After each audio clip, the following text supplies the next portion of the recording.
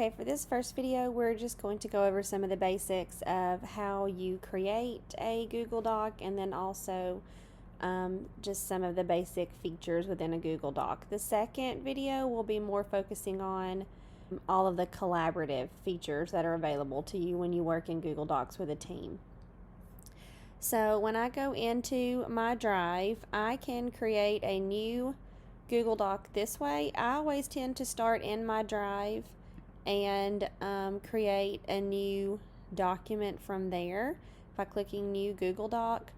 The other option is to go to your app launcher, and you can go straight to Google Docs that way, or by going to docs.google.com. If you want to go directly to Docs, Sheets, or Slides, but you can access all of your files through your Google Drive. So I always just go straight to the Google Drive for anything that I'm wanting to create or work in.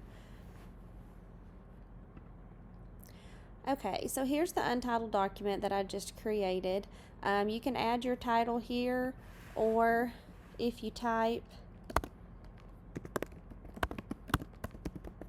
title on the page,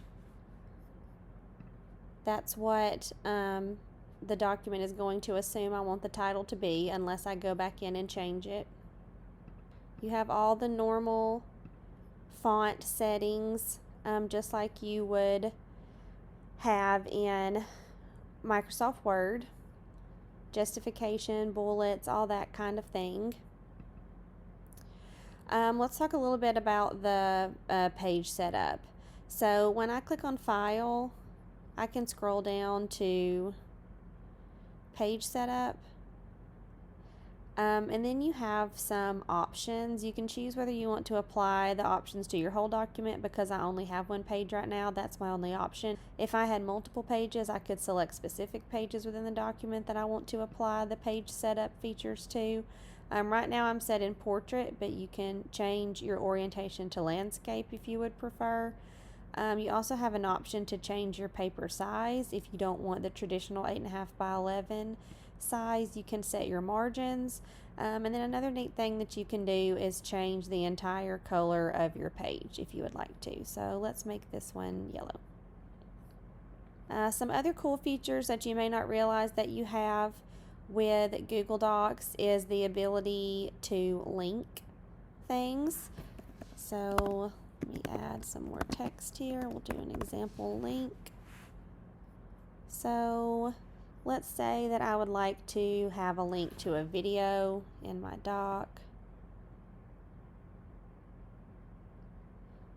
YouTube, we'll just grab this 10 routines that every teacher needs. So I've got... I can either just click and copy the URL from up here, or if I go to share, that's also going to give me the option to get the URL that way. When I go back to my document, I can highlight that text, choose link, right click in the box and paste the link to the video. So now when I click on the link, it's going to give the option to navigate over to that YouTube video. You can also insert images. Up here on the insert tool, you have the option to insert an image by uploading. You can search the web for an image. You can pull an image from your Drive, or you can take an image with the camera. Also, another cool feature in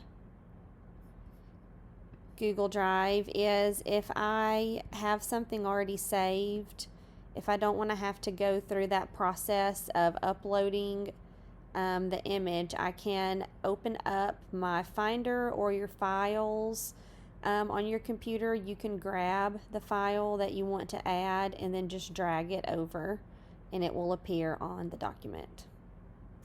A lot of the other tools that you might use in a Google Doc are found right here in the toolbar. You've got your word count. I like the Explore tool if you're needing to look something up really quickly. It basically is going to just pull up a Google search engine over on the side for you,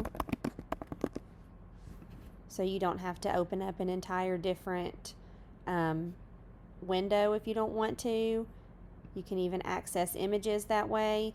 And one really nice thing about searching images inside a Google Doc is that the filter for Creative Commons is already going to be applied to all of the images, so any image that appears is safe for you to take and use. There's no copyright applied to it. You also have a dictionary option here, or a voice typing that you can use if you want to be able to just kind of talk into your microphone and have it type for you. And there's several different things that you can do with a Google Doc. Those are really the biggest ones that you might use as far as office productivity. One other good thing to note right now, because I just created this right in my Drive, it's going to be just sitting in my big Drive folder. If I want to put it somewhere more specific, I can go up here and click on this folder. The word move appears, and I can choose to put this into a different folder if I think there's a place that would be more appropriate to place it. Also, if you want to create a folder, you can create a new folder within the location that you're at to place the document in. So when you're finished with your document, likely you are either going to be printing or downloading it or publishing it to the web. Here's how you can do those different tasks. So obviously, if you want to print, you can just do File and Print, and that will allow you to send it to the printer. If you want to download this file to a different file type, for example, if you need it to be in PDF form, you can click on download and you can choose PDF, and that's going to download a copy of the file to your computer as a PDF. Another thing that you can do is publish your file, and basically what that does is it gives you a link so that you can make the file viewable to an audience on the web, but they will not be able to actually get into this doc window and manipulate the file or even see any of the options, be able to make a copy or anything like that. So that works well, like if you need to embed a document to a website, or if you're sharing something with a link but you want people to just be able to see it and not really get into the doc window.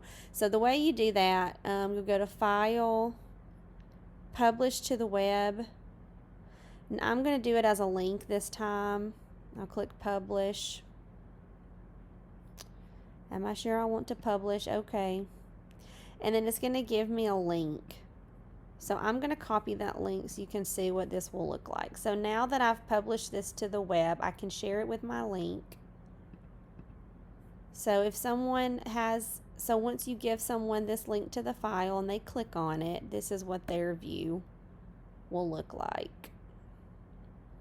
Notice it just allows them to view. They can click the link, but they can't actually access any of those Google Doc options on the toolbar.